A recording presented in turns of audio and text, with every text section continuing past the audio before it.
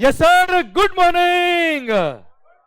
आइए बच्चों, chapter number 13 के questions, tax invoice, debit note, credit note and other documents. Siddhesh भाई, क्वेश्चन नंबर 1, लव एंड कुश, नाम सुना बेटा आपने कभी जीवन में? Love and Kush private limited, ये सेम क्वेश्चन में पढ़ा है बेटा, सेम क्वेश्चन मैंने मेन बुक जीएसटी पार्ट में पढ़ा है आपको बेटा, ये क्लियर? फिर भी पढ़ लो बेटा आप। ऑफ मेघालय, अरे मेघालय तमन्ना में आते हैं क्या?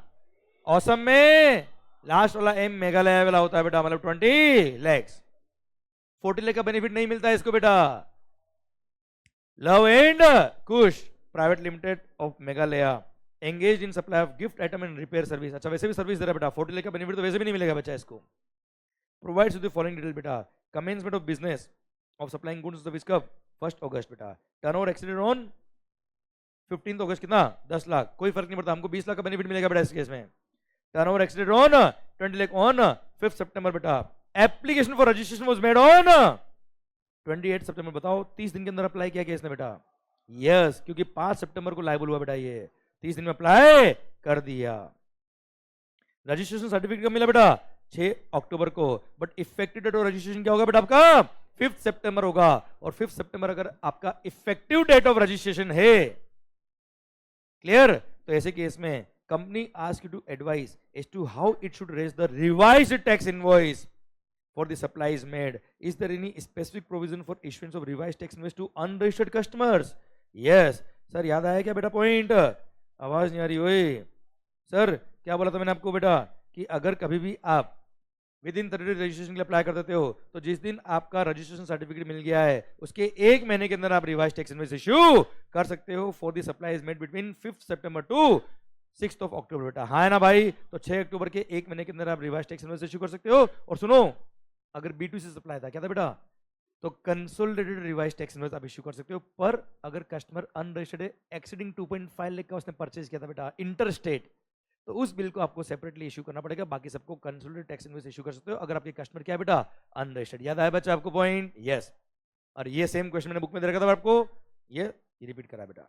आइए बच्चों, जेन एंड सन्स कौन बेटा? Is a trader, trader dealing in stationery items. It is registered under GST and has undertaken the following sales during the day. Okay, Raghav traders are registered. एक मिनट पहले पढ़ो। None of the recipient require tax invoice. Raghav trader being a composition dealer बेटा, determine in respect of which of the above supplies Jain and Sons may issue a consolidated tax invoice instead of a tax invoice at the end of the day बेटा। बताइए किन किन के लिए individual tax invoice issue करना पड़ेगा, किन किन के लिए कंसोलिडेटेड टैक्स इनवॉइस इश्यू कर सकता है? याद है बेटा?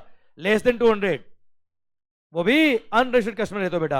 अच्छा एक मिनट, कस्टमर रजिस्टर्ड है बेटा, भले उसने कंपोजिशन लिया नहीं लिया हमें फर्क नहीं पड़ता बेटा। सुन, तो पहले देख ले रजिस्टर्ड कौन कौन है बेटा? ये रजिस्टर्ड, बस। तो इसको तो अलग से सेपरेट टैक्स इनवॉइस इश्यू करना ही करना बेटा। ध्रुव एंटरप्राइजेज अनरजिस्टर्ड डीलर बेटा, अच्छा ये भी सेपरेट होगा बेटा यार, 200 रुपए से कम होना चाहिए बेटा।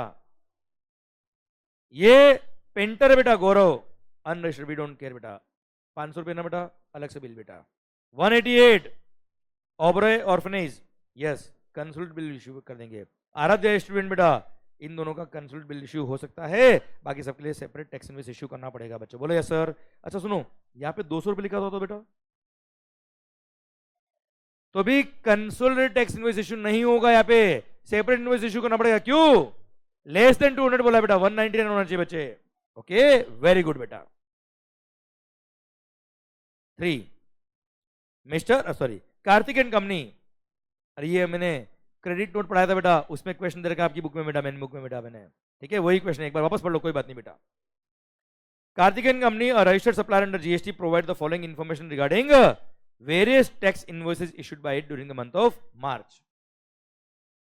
Value of supply charged in the invoice was rupees 2,50,000 against the actual taxable value of rupees 230. क्या करना पड़ेगा? क्रेडिट नोट इश्यू करेगा कितने का बेटा? 20,000 का। कौन इश्यू करेगा? कार्तिक एंड कंपनी, हमेशा सप्लायर ही इश्यू करता है बेटा।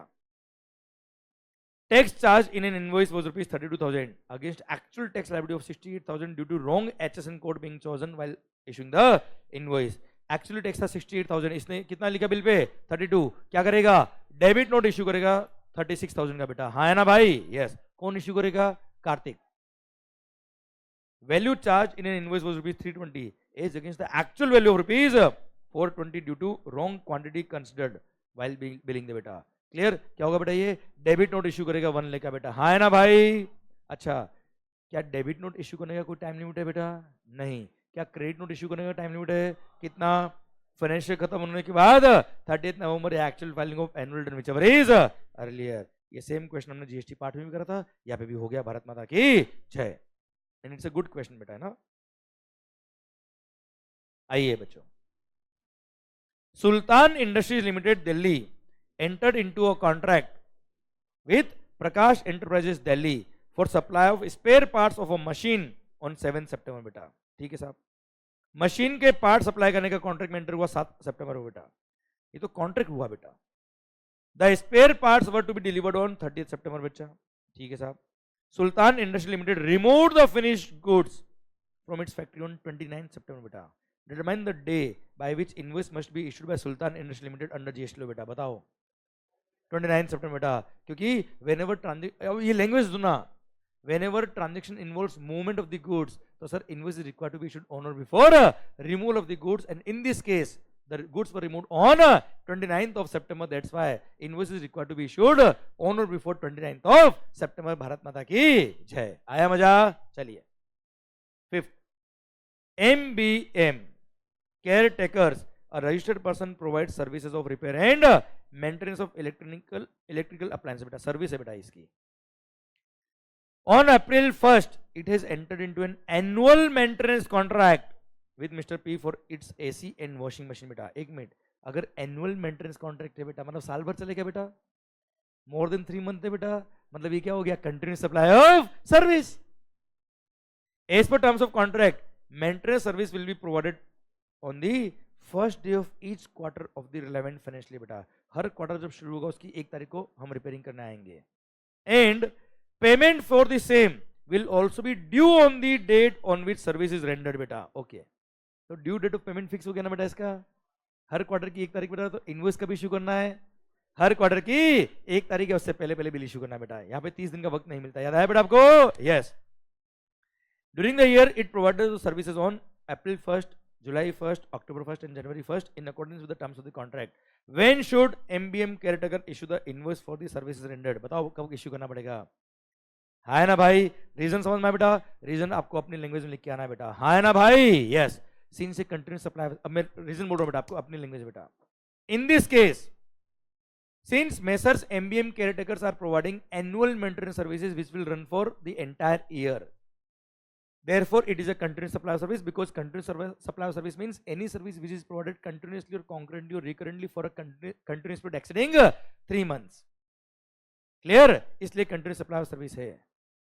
and in case of continuous supply of service, if due date of making payment of tax, payment of consideration is fixed, then invoice is required to be issued on or before due date of making payment of consideration by the recipient, हाँ ना भाई। and in this case the due date of payment of consideration is 1st April, 1st of July, 1st of October and 1st of January respectively, so it is required to issue the invoices on or before 1st April, 1st July, 1st October and 1st of January respectively। Bharat Mata की जय। कोई खास बात, चलिए language समझ में बेटा कैसे लिखना है, चलिए। Question number 6, the aggregate turnover of sangri sweets limited Delhi exceeded rupees 20 lakh on 12th of August बेटा, ठीक है मालिक। He applied for registration on 3rd September बेटा, within 30 days है क्या बेटा, yes। He was granted registration certificate on 6th September बेटा। You are required to advise Sangri Services Limited as to what is the effective date of registration, मुझे बताना क्या होगा बेटा, 12th August। It has also sought your advice regarding the period of issuance of revised tax invoice। Sir तो 6 अक्टूबर नहीं, कब मिला registration certificate, 6 सितंबर बेटा, तो 6 सितंबर से 1 महीने के अंदर अंदर, क्लियर, दैट इज 6 अक्टूबर या उससे पहले पहले ये रिवाइज टैक्स इनवॉइस इशू कर सकता है। अच्छा कौन से इनवॉइसेस के लिए, the invoices which were issued between 12th August to 5 सितंबर के बीच में जो इसने सप्लाई किए होंगे उसका ये रिवाइज टैक्स इनवॉइस इशू कर सकता है। कब तक बेटा? 6 अक्टूबर तक बच्चों। भारत माता की जय। और ये चाहे तो अगर कस्टमर अनरजिस्टर्ड थे बेटा तो उसके लिए कंसोलिडेटेड रिवाइज टैक्स इनवॉइस भी इशू कर सकता है। कोई खास बात? चलिए, मजा आ रहा नहीं आ रहा क्वेश्चन बेटा? टफ तो नहीं लग रहे बेटा? चलिए ध्यान देना बच्चों, जितने मार्क का डायरेक्ट टैक्स है ना बेटा उतनी ही मार्क का इनडायरेक्ट टैक्स भी बेटा। समझ गए? क्लियर? और हम हर question of the RTP, MTP, past exam paper और स्टडी मटेरियल हम यहाँ सोल्व कर रहे हैं बेटा, और आपसे आसानी से हो रहे हैं। क्लियर? आप समझिए, जो आसान लगता है क्वेश्चन या चैप्टर सर उसको तो अच्छे से करना चाहिए, छोड़ देना चाहिए बेटा? अच्छे से करना चाहिए। और हर चैप्टर आपको अच्छा से लगा बेटा, हर चैप्टर आपने आसानी से सोल्व किया बच्चों। मेरा रिक्वेस्ट क्या है बेटा, आप समझ रहे बच्चे? क्लियर? सर अच्छे से अगर आपने आपके इन पे भी रिवाइज कर लिया घर जाके बेटा, क्लियर, कमाल हो जाएगा देखना टैक्सेशन में बेटा आपके लिए। ओके, आइए। Shyam fabrics has opted for composition levy scheme in the current financial year. It has approached you for advice whether it is mandatory for it to issue a tax invoice. भाई इसने composition scheme लिया है, क्या इसको tax invoice issue करना है? इसको क्या इशू करना पड़ेगा? Bill of supply. It is not required to issue the tax invoice. आइए, royal fashions, a registered supplier of designer outfits in Delhi, decides to exhibit its product in a fashion show being organized in Hotel Park Royal Delhi बेटा on 4th of January बेटा। भाई वो याद है मैं painting बनाता हूँ बेटा, पेंटिंग्स, किसी एग्जीबिशन में मेरी पेंटिंग भेज रहा हूँ बेटा, तो क्या मेरे को अभी टैक्स इनवॉइस इशू करना है? क्या क्या इशू करना है? डिलीवरी चालान। याद आया बेटा? अब पढ़ो बेटा इसका। ऑन दी देख बेटा, क्या नाम, वैष्णवी, कैजुअल टैक्सेबल पर्सन होता अगर दूसरे स्टेट में जाता तो बेटा। ये भी दिल्ली का है, एग्जीबिशन का हो रहा है बेटा दिल्ली, इसलिए कैजुअल टैक्सेबल पर्सन नहीं है बेटा ये। For the occasion it gets the services by way of makeover of its models from Aura beauty services limited, Ashok Vihar, for which a consideration of ₹5 lakh excluding GST has been charge बेटा। Sir इसके product जो थे ना बेटा, designer outfit बेटा, वो designer outfit भी तो अच्छे लोग पहनेंगे तो ही मजा आएगा बेटा जीवन में बेटा। क्लियर? समझे मेरी बात? तो उसके लिए मॉडल्स चाहिए बेटा, वो मॉडल्स को 5 लाख रुपए दिए विद जीएसटी प्लस जीएसटी अलग से बेटा। Aura beauty services limited issued a duly signed tax invoice on 10th of February बेटा। एक minute sir, showing the lump sum amount of ₹590 including CGST and ACST 9% each बेटा for the services provided बेटा। Answer the following question बेटा। पहली बात तो वो fashion show कहाँ हुआ बेटा? दिल्ली में। कब हुआ बेटा? 4 जनवरी को हुआ बेटा। सर और सर्विसेज के केस में बिल इशू करना पड़ता विद इन 30 डेज बेटा। इन भाई साहब ने कब इशू किया बेटा? 10 फरवरी को बेटा। क्लियर? तो ये ओरा ब्यूटी सर्विसेज वाला जो है ना बेटा, पागल हो गया बेटा मॉडल चक्कर में बेटा, 30 दिन निकल के उसके बाद बिल इशू किया बेटा इसने। Clear? Examine whether the tax invoice has been issued within the time limit prescribed under thereunder. No. Clear? Invoice is required to be issued within 30 days from the date of providing the services. इसने उसके बाद invoice issue किया है, पागल आदमी बेटा ये है ना भाई। इसको बिल कब तक इशू कर देना चाहिए था बेटा? तो 4 जनवरी से 30 दिन निकालो बेटा। एक मिनट, तो 4 जनवरी से 30 दिन बेटा, तो 4 को काउंट नहीं करने का बेटा, जनवरी में होता 31 डेज बेटा। क्लियर? 27 डेज तो हो जाएंगे किसके? जनवरी के, क्योंकि 31 - 4 प्लस 3 दिन मतलब 3 फरवरी। क्या बोला सर? 3rd of February, उससे पहले पहले इसको इनवॉइस इशू कर देना चाहिए था, जबकि इसने इशू कब किया बेटा? 10 फरवरी को बेटा। हाँ है ना भाई? चलिए एक minute. Tax consultant of royal fashion objected on the invoice raised suggesting that the amount of tax charged in respect to taxable supply should be shown separately in the invoice। इन भाई साहब ने क्या किया बेटा? 5,19,90,000 इंक्लूडिंग जीएसटी का bill issue किया बेटा। आप मुझे बताओ, क्या टैक्स इनवॉइस में बिल का अमाउंट अलग से लिखना कंपलसरी है कि नहीं? मुझे बताओ। क्लियर? यस। तो इसने ऑब्जेक्शन जो रेज किया है वो सही रेज किया कि नहीं किया बेटा? यस, सही रेज किया है, वरना रेसिपेंट को क्रेडिट भी नहीं मिलेगा बेटा इसका। क्लियर? और हाँ, ऐसे केस में जो ये फैशन शो वाला है बेटा, इसको टैक्स इनवॉइस इशू करना पड़ेगा within 30 days. Clear? Late issue किया ठीक है बेटा, पर इंक्लूडिंग टैक्स का बिल इशू नहीं कर सकता, इसको टैक्स अमाउंट अलग से इंडिकेट करना ही पड़ेगा। हाँ है ना भाई? इसलिए जो इसने इनवॉइस इशू किया वो वैलिड नहीं है। आइए बच्चों, किड्जी टॉयज लिमिटेड, बच्चे देखे बेटा आपने कभी? उनके लिए बच्चे आते, उनके लिए टॉयज आते बेटा। Kidzy toys limited, a wholesaler of toys registered in Chandigarh, is renowned in the local market for the variety of toys and the reasonable prices। variety of toys के लिए और उसकी reasonable price के लिए famous है बेटा ये। Kidsy Toys Limited makes supply of 100 pieces of babies learning laptops and chat learning phones to Nancy General Store on 25 September by issue of a tax invoice amounting to rupees 1 lakh बेटा। However, the said toys were returned by the Nancy General Store on 30 September बच्चा। 25 सितंबर को इसने बेचा और 30 सितंबर को इसने return कर दिया। Discuss which document Kidzee toys limited is required to issue बेटा। भाई किड्जी टॉय लिमिटेड सप्लायर है बेटा, जब माल बेचा था उसने टैक्स इनवॉइस इशू किया, जब माल रिटर्न आएगा तो किड्जी क्या करेगा बेटा? क्रेडिट नोट इशू करेगा। क्या इशू करेगा बेटा? Credit note. तो जितने अमाउंट का इसने माल रिटर्न किया उसका वो क्रेडिट नोट इशू करेगा बेटा। कोई खास बात? चलिए, राणा सांगा limited, registered supplier has made the following taxable supplies to its customer Babar. वाह वाह, हिस्ट्री याद आ गई बेटा अभी अपने को। इन दी क्वार्टर एंडिंग 30 जून। भाई एक मिनट पहले लास्ट में देखो करना क्या जीवन में आखिर। Goods in respect to bill number 102, ये 102, 230, 230 and 254, 254 have been returned by Babar।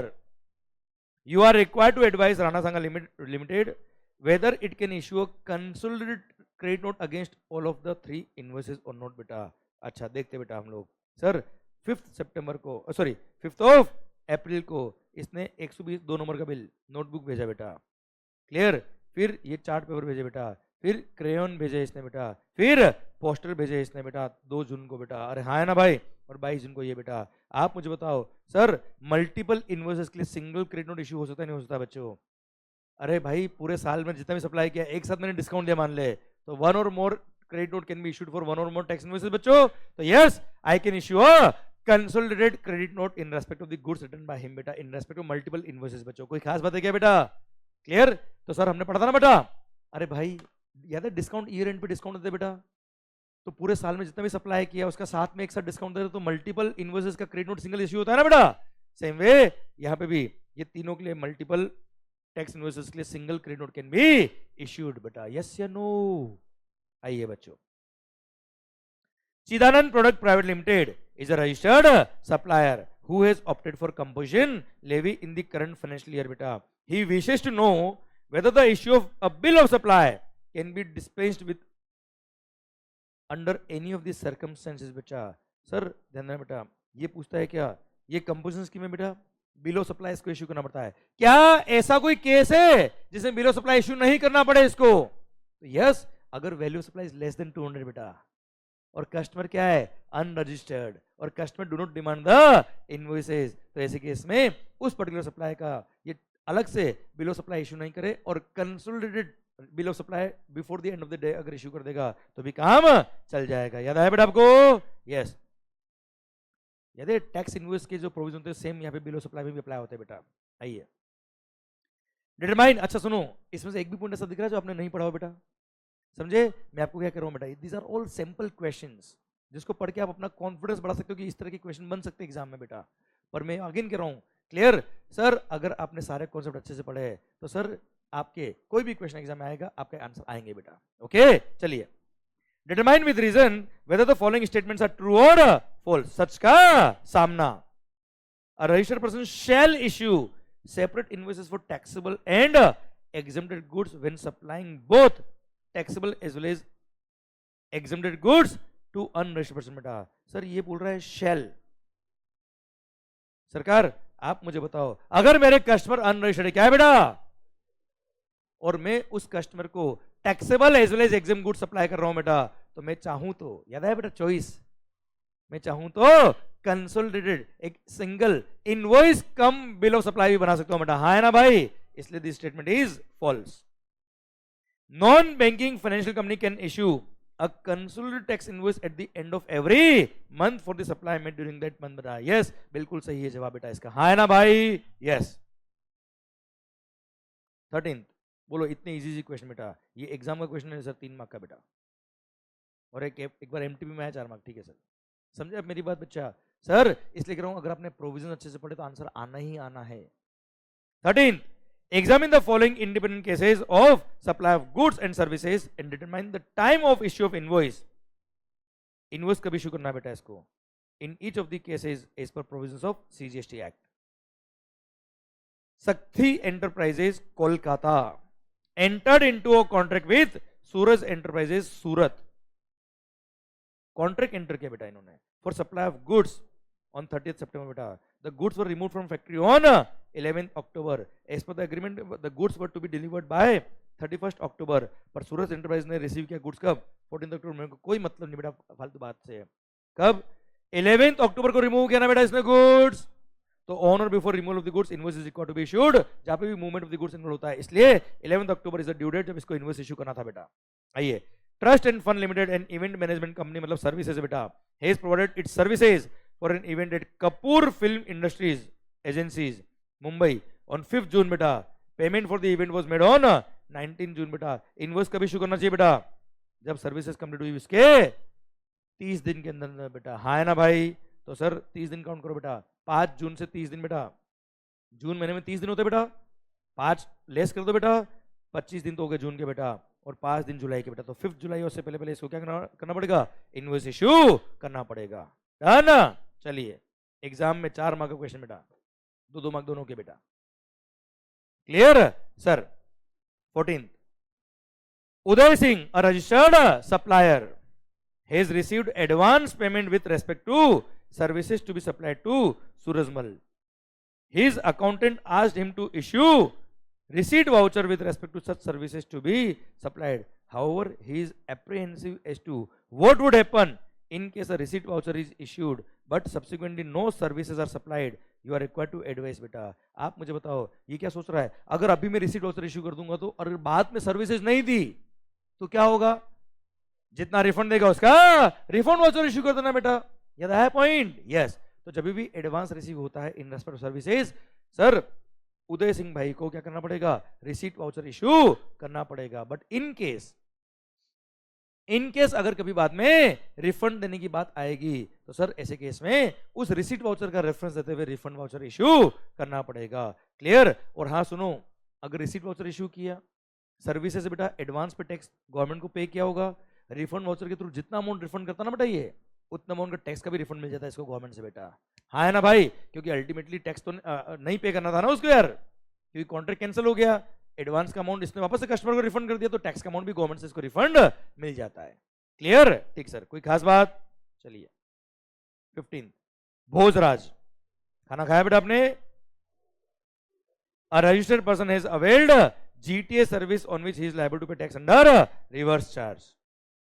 He wishes to know whether he is required to issue an invoice.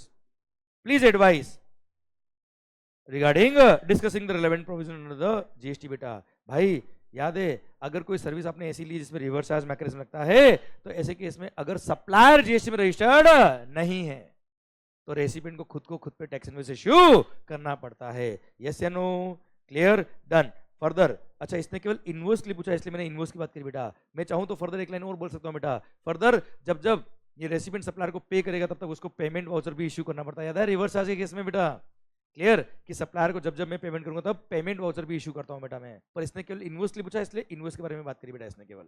आइए बच्चों, sir question number 16, dream world private limited is registered under GST in the state of Haryana beta. During the financial year 22-23, its annual turnover was rupees 12 crores. In the month of April 23, it supplied goods worth rupees 12 crore to Nightmare Limited, a registered taxable person beta. You are required to ascertain whether the issue of e-invoice is mandatory in respect to this transaction बच्चों। आप मुझे बताओ sir e-invoice अगर आपका aggregate turnover in the preceding in any of the preceding financial year from 2017-18 onwards is more than 5 CR, तो current financial में ई invoice आपको issue करना पड़ेगा। सर सिंस इसका टर्नओवर प्रीवियस ईयर में कितना था बेटा? 12 करोड़, तो इसको करंट ईयर में ई इनवॉइस इशू करना पड़ेगा बेटा। है ना? What would be your answer if nightmare limited is a SEZ unit? एक मिनट, नाइटमेयर कौन है बेटा? ये कस्टमर है इसका। नाइटमेयर कौन है बेटा? बेटा कस्टमर एसजेड यूनिट हो या ना हो उससे कोई फर्क पड़ता है क्या बेटा? वो तो सप्लायर अगर एसजेड यूनिट होता है बेटा तो उसको ए इनवॉइस इश्यू करने की जरूरत नहीं होती बेटा। क्लियर? यहाँ पे तो ए इनवॉइस इश्यू करना पड़ेगा। Here SEZ unit is a receiver of supply, thus issuance of a invoice is mandatory in the given case बेटा। हाँ है ना? देखो ऐसे क्वेश्चन क्या करता है बेटा, आपको टेस्ट कर लेता है कि आपने ढंग से पढ़ाई करी कि नहीं करी बेटा। क्लियर? ये एग्जाम का क्वेश्चन बेटा, नवंबर 23 4 मार्क का क्वेश्चन बेटा। टफ है क्या बच्चा, मुझे बताओ सर। आइए बच्चा, Eden limited registered under GST in dealing in educational toys has an aggregate turnover of rupees 18 crore in the previous financial year beta. The tax consultant of Eden Limited advised it to issue e-invoices mandatorily in the current financial year. बिल्कुल सही बोल रहा है बेटा। However, Eden Limited is of the view that since its aggregate turnover is less than the threshold limit, पागल आदमी, applicable for e-invoicing बेटा। क्या इसका turnover less than threshold limit है बेटा? Threshold limit अभी कितना है बेटा? 5 CR. So it is not required to issue the e-invoices, ऐसा ये बोलता है बेटा। You are required to comment upon the validity of the advice given by tax consultant. Tax consultant जो advice दे रहा है बिल्कुल सही है, क्योंकि the aggregate turnover limit is 5 crore जो ये एक्सीड कर चुका है इन द प्रीसीडिंग ईयर, इसलिए करंट ईयर में ई-इनवॉइस इश्यू करना कंपलसरी है। मिनिस्ट्री ऑफ एक मिनट, मिनिस्ट्री बेटा, ministry of communication and information technology government department registered under GST is aggregate turnover कितना बेटा? 52 करोड़। आई डोंट केयर, इनको इनवॉइस इश्यू करने की जरूरत नहीं होती। याद है, गवर्नमेंट डिपार्टमेंट को इनवॉइस इश्यू करने की जरूरत नहीं है, सेंट्रल गवर्नमेंट या स्टेट गवर्नमेंट के डिपार्टमेंट। हाँ है ना भाई? यस, कोई इनवॉइस इनको इश्यू नहीं करना है। देखो ये 5 लोग जो एग्जाम है उनको ले लिखे, 6 लोग जो एग्जाम है बेटा उनके लिए लास्ट में क्या था? गवर्नमेंट डिपार्टमेंट और लोकल अथॉरिटी। क्लियर? इसलिए इसको इनवॉइस इश्यू करने की जरूरत नहीं है। अब देखो बेटा, कभी इस तरह की जब क्वेश्चन आता है ना बेटा, तो कई बार क्या ऐसा हो सकता है कि आपको 6 नाम उस टाइम याद नहीं आ रहा है बेटा। क्लियर? अगर कभी ऐसा कभी केस हो जाए कि आपको आंसर तो आता है कि गवर्नमेंट डिपार्टमेंट को इनवॉइस इश्यू नहीं करा, पर बाकी 6 नाम याद नहीं आ रहे बेटा आपको, कभी ऐसा हो जाए तो क्या लिखना है?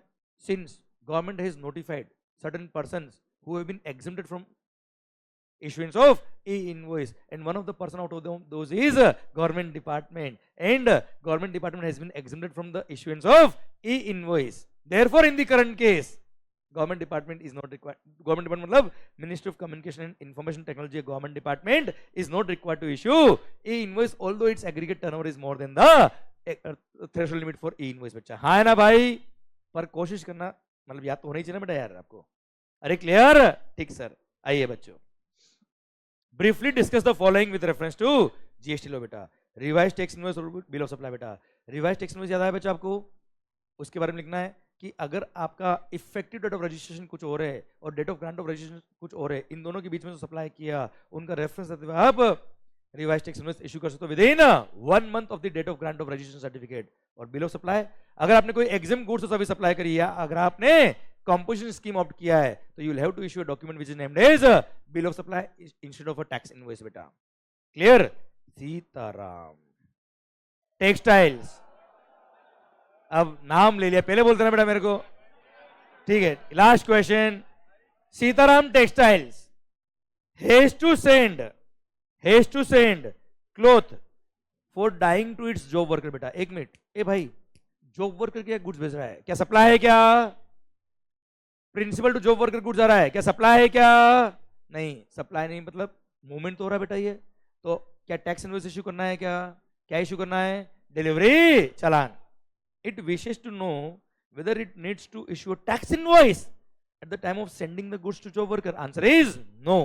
Please advise him with reference to provisions of CGST Act. Sir, in this case, since he is just sending the goods to a job worker, he is not supplying any goods to anybody beta. Therefore, he is not required to issue any tax invoice. But since there is a removal of the goods from his place of business, therefore he is required to issue a delivery challan along with these goods. और delivery चालान के content क्या क्या होंगे बेटा? वो सारे content जो हमने पढ़े थे बेटा टैक्स इनवॉइस के जो होते बेटा। हाँ है ना भाई?